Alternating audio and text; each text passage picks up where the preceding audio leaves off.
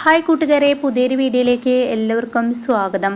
അങ്ങനെ ചന്ദ്ര ശ്രുതിയുടെ മുഖത്ത് നോക്കി ചോദിക്കുന്നുണ്ട്, കല്യാണിയായ നീ എന്തിനാടി എൻ്റെ മകനെ കല്യാണം കഴിച്ചത് എന്നാ സത്യം ചോദിക്കുന്ന ആ കിടുക്കൻ സീനാണ് കേട്ടോ നമുക്ക് മുന്നിൽ വരാനിരിക്കുന്നത്. അങ്ങനെ ആദ്യയെ ശ്രുതി കൊണ്ടുപോയി ഒരു ബോർഡിങ്ങിൽ കൊണ്ടുപോയി ആക്കാണ്. ആ സമയം അവിടെ പഠിക്കാൻ നല്ല ബുദ്ധിമുട്ട് ഈ കുഞ്ഞിന് തോന്നി തുടങ്ങുകയാണ്. അപ്പോൾ താനാണ് സ്വന്തം അമ്മ എന്ന് അവിടെ വെളിപ്പെടുത്താതെ തൻ്റെ ഒരു കൂട്ടുകാരി മുഖേനയാണ് ശ്രുതി അത് ചെയ്യുന്നത് കേട്ടോ.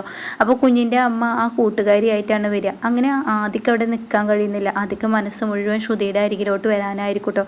അങ്ങനെ ആദ്യം ആ ഒരു സ്കൂളിൽ നിന്ന് ചാടി വരികയാണ്. ഇതേ സമയം പെട്ടെന്ന് അവിടെ വിവരം അറിയിക്കുന്നുണ്ട് ഈ ആദിയുടെ അമ്മയായ ശ്രുതിയുടെ കൂട്ടുകാരിയോട്, കുട്ടി സ്കൂൾ വിട്ട് പോയിരിക്കുന്നു, എങ്ങോട്ടാണ് പോയതെന്ന് അറിയില്ല എന്ന് പറയാം കേട്ടോ. അപ്പോൾ ഈ വിവരം ശ്രുതിയുടെ കൂട്ടുകാരി ശ്രുതിയോട് വിളിച്ച് പറയാണ്. അങ്ങനെ ശ്രുതി ആകെ ഭയക്കണം, എൻ്റെ മോനെ കാണാനില്ലല്ലോ, ഈശ്വരൻ്റെ മോനെ എങ്ങോട്ടാണ് പോയത് എന്നൊക്കെ പറഞ്ഞ് കരയുന്നുണ്ട്. ഡേഡി നീ ആകെ ടെൻഷനാവില്ല, നമുക്ക് തരയാം, പോലീസിൽ എന്തായാലും പരാതി കൊടുത്തിട്ടുണ്ട് എന്നൊക്കെ പറയണം കേട്ടോ. പക്ഷേ ആദ്യമാണെങ്കിൽ ഒരിക്കലും ആരുടെയും കയ്യിൽ പെടാൻ പാടില്ല, എനിക്ക് അവിടെ താമസിക്കാൻ പറ്റത്തില്ല, അതുകൊണ്ട് തന്നെ എന്ന് പറഞ്ഞിട്ട് ഒരു വണ്ടിയുടെ ഡിക്ക് ഇങ്ങനെ തുറന്നു കിടക്കുന്നത് കാണുകയാണ്. അങ്ങനെ ആദ്യം ആ ഡിക്കിലോട്ട് കയറുകയാണ് കേട്ടോ.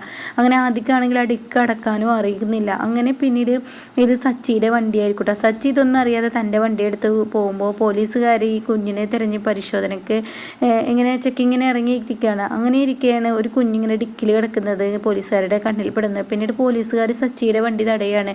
അങ്ങനെ ഇവിടെ നിർത്തടാ എന്നും പറഞ്ഞ് വണ്ടി തടഞ്ഞിട്ട് ഈ ഡിക്കിലോട്ട് ചെല്ലുന്നുണ്ട് കേട്ടോ. അപ്പോഴേക്കൊക്കെ ആദിയുടെ ബോധം പോയിരിക്കുന്നു കേട്ടോ. ഡിക്കിലായതുകൊണ്ട് തന്നെയാണ്, നല്ല അടഞ്ഞിട്ടില്ല.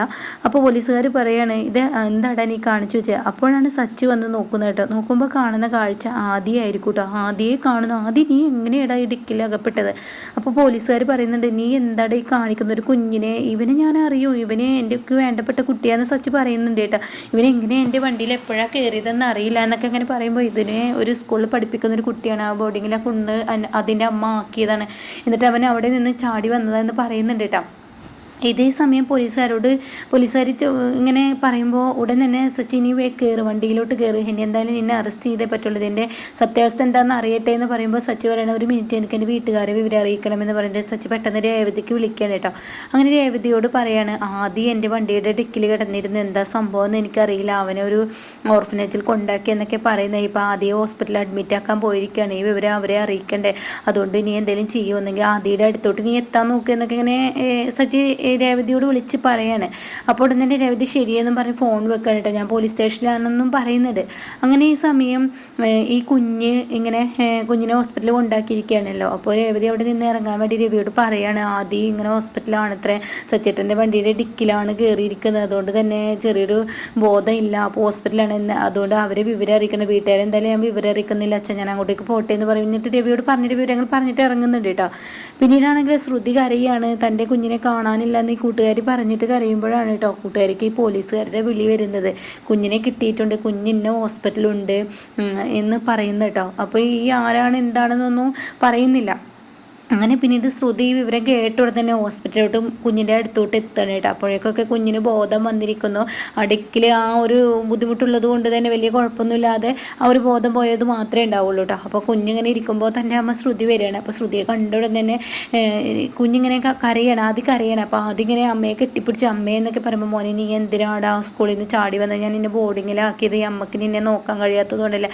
അപ്പോൾ അമ്മ എന്നെ ഒരു കുഞ്ഞ് എപ്പോഴും ഇങ്ങനെ കളിയാക്കും, എൻ്റെ കൂട്ടുകാരെ ഇങ്ങനെ കളിയാക്കും, നിൻ്റെ അമ്മ മാത്രം എന്താടെ വരാത്തത്, നിനക്ക് അമ്മയില്ലാത്ത കുഞ്ഞാണെന്നൊക്കെ പറഞ്ഞ് കളിയാക്കുമ്പോൾ എനിക്ക് ദേഷ്യം പിടിച്ച് ഞാനതിൻ്റെ കയ്യിലോട്ട് പെൻസിൽ വെച്ച് കുത്തിയത് കൊണ്ട് തന്നെ മറ്റുള്ള ഫ്രണ്ട്സുകൾ എന്നോട് പറഞ്ഞു, നീ പ്രിൻസിപ്പാൾ ചോദ്യം ചെയ്യുന്നൊക്കെ പറഞ്ഞ് പേടിപ്പെടുത്തി. അപ്പോൾ എനിക്ക് പേടിയായി, എന്നെ അടിക്കുമെന്ന് പറയുമ്പോൾ ഞാൻ അവിടെ നിന്ന് ഇറങ്ങി ഓടിയതെന്നൊക്കെ പറയുമ്പോൾ, മോനെ നീ എന്തിനാ ഇങ്ങനെയൊക്കെയുള്ള പണി ചെയ്യുന്നത്, എനിക്ക് എൻ്റെ അമ്മയെ വേണേ, അമ്മയ്ക്ക് എന്നെ കാണാൻ ഇടയ്ക്കിടയ്ക്ക് വന്നൂടെ എന്നൊക്കെ പറയാനേട്ടാ.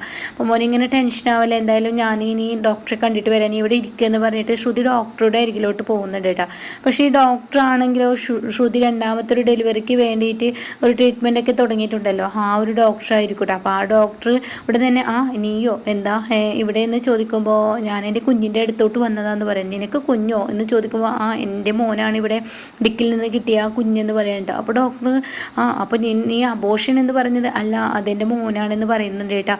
അങ്ങനെ ഈ സമയം ഡോക്ടറോട് ശ്രുതി ചോദിക്കുകയാണ്, കുഞ്ഞിന് കുഴപ്പമൊന്നുമില്ല, ആദ്യമൊക്കെ പ്രശ്നങ്ങളൊന്നുമില്ല, ഇല്ല അവൻ ആ ഡിക്കിൽ കിടന്ന ആ ശ്വാസത്തിന് ഇടർച്ച അതിൻ്റെ പ്രശ്നം മാത്രമേ ഉള്ളൂ, വേറെ കുഴപ്പങ്ങളൊന്നുമില്ല, അവനെ കൊണ്ടുപോകാൻ എന്ന് പറയാൻ കേട്ടോ. ആ സമയമാണ് രേവതി ഇതിലൂടെ കടന്നു പോകുന്നത്. രേവതിയെ കാണുന്ന ശ്രുതി പിന്നീട് അവിടുന്ന് പെട്ടെന്ന് പോകാൻ നോക്കണം കേട്ടോ. എന്നാൽ ദേവു ആണെങ്കിൽ തൻ്റെ പഠിപ്പൊക്കെ കഴിഞ്ഞ് ആ ഹോസ്പിറ്റലായിരിക്കും കേട്ടോ വർക്ക് ചെയ്യുന്നത്. അപ്പോൾ ദേവു ഉണ്ട് കേട്ടോ അവിടെ. അങ്ങനെ രേവതി ഈ ആദിയെ കാണാൻ വേണ്ടി ഓടിച്ചില്ലാണ്. അപ്പോൾ ആദ്യമാണെങ്കിൽ രേവതിയെ കാണുമ്പോൾ ഒരുപാട് സന്തോഷത്തോടു കൂടി നിൽക്കുകയാണ്. അപ്പോൾ ഈ സമയം ദേവു ഇങ്ങനെ അങ്ങോട്ടേക്ക് വരുന്നുണ്ട് കേട്ടോ. ചേച്ചി എന്ന് പറയുമ്പോൾ ഉടൻ തന്നെ ഇവന് സച്ചേട്ടൻ്റെ വണ്ടിയിലായിരുന്നു, ഇവന് ഡിക്കിൽ കയറി, ഇത്ര എങ്ങനെ ഇവൻ കയറി, എന്താ സംഭവിച്ചൊന്നും അറിയില്ല, ഇവനോട് ചോദിച്ചു നോക്കട്ടെ എന്നൊക്കെ പറയുമ്പോൾ ഈ കുഞ്ഞ് പറയാണ് ശരി എന്നൊക്കെ ഇങ്ങനെ പറയാണ്. അപ്പോൾ ഉടൻ തന്നെ ഇവൻ്റെ അന്വേഷിച്ച് ആരെങ്കിലും വേറെ വന്നോ, ഇവൻ്റെ അമ്മ വന്നിട്ടുണ്ടല്ലോ എന്ന് വേറെ സിസ്റ്റർ വന്നിട്ടുണ്ട്, ഈ കുഞ്ഞിൻ്റെ അമ്മ ഇവിടെ ഉണ്ട്. അതാരാ അമ്മ? അത് നിങ്ങളുടെ ജ്യേഷ്ഠൻ്റെ ഭാര്യയില്ലേ ശ്രുതിയുടെ, അവരാണ് അമ്മ ശ്രുതി എന്ന് പറയട്ടെ. ഇത് കേൾക്കുന്ന രേവതിക്ക് ഒരിക്കലും വിശ്വസിക്കാനാവുന്നില്ല കേട്ടോ. അപ്പോൾ ഉടൻ തന്നെ അതേ ഡോക്ടർ അരികിലോട്ട് പോയിട്ടുണ്ട് ഈ കുഞ്ഞിൻ്റെ വിവരം അറിയിക്കാൻ. അപ്പോൾ ഇത് കേൾക്കുന്ന ആദ്യം ഒന്ന് പേടിക്കുന്നുണ്ട് കേട്ടോ. അപ്പോൾ ഈ സമയം ദേവുവും ശ്രുതിയും കൂടി ആദ്യയോട് ചോദിക്കുകയാണ്, നിൻ്റെ അമ്മ ഗൾഫിലാണെന്നൊക്കെ പറഞ്ഞ് ഞങ്ങളെ നീ പറ്റിക്കായിരുന്നു അല്ലേ, ശ്രുതിയായിരുന്നു നിൻ്റെ അമ്മ അല്ലേ, എന്താ നീ പറയാതിരുന്നതെന്ന് പറയുമ്പോൾ ആദ്യക്ക് സത്യം തുറന്ന് പറയേണ്ടി വരികയാണ് കേട്ടോ. അത് പറയണത് എൻ്റെ അമ്മ ശ്രുതിയെ തന്നെയാണെന്ന് പറയാൻ കേട്ടോ.